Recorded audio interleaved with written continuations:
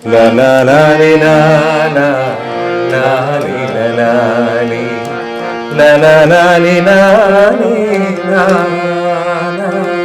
ട്യൂണാണ് ആദ്യം വന്നത് പല്ലവി. നമ്മൾക്കെപ്പോഴും പല്ലവി വരെ.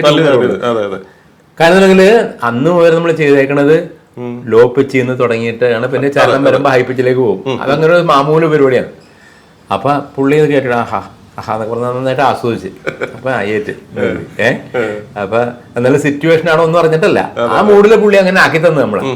അങ്ങനെ സംഭവം പാടിക്കാൻ ഇത് എങ്ങനെയാണ് ഇതിന്റെ പല്ലവി എന്ന് ചോദിച്ചു. സംഗതി കൊള്ളാം, ട്യൂൺ കൊള്ളാം, പക്ഷെ ഇത് പല്ലവി അല്ല. പിന്നെ എന്ത് സാധനമാണ് ഇത്, ചരണമാക്കി എടുത്തോ. അയ്യോ എനിക്ക് അങ്ങനെ ഒരു ശീലമില്ല, ചരണം ആദ്യം ചെയ്ത് പല്ലവി പിന്നെ ചെയ്ത് അങ്ങനെ ഒരു ശീലമൊക്കെ മാറ്റണം. എല്ലാം ഒരേ ശീലം വെച്ചിട്ട് കാര്യമില്ല. ഒരു പുതിയ ശീലം ഉണ്ടാക്കും. ഇതിന് ഈ ചരണത്തിന് ഒരു പല്ലവിയുടെ ട്യൂൺ ഉണ്ടാക്കും. അപ്പൊ ഓൾറെഡി നമ്മൾ ബേസിൽ തുടങ്ങിപ്പോയി. അപ്പൊ പിന്നെ നമുക്ക് ടോപ്പിൽ നിന്ന് പല്ലവി പിടിക്കാണ്ടിരിക്കാൻ പറ്റില്ല. അങ്ങനെയാണ്. തനാനീന താനീനേ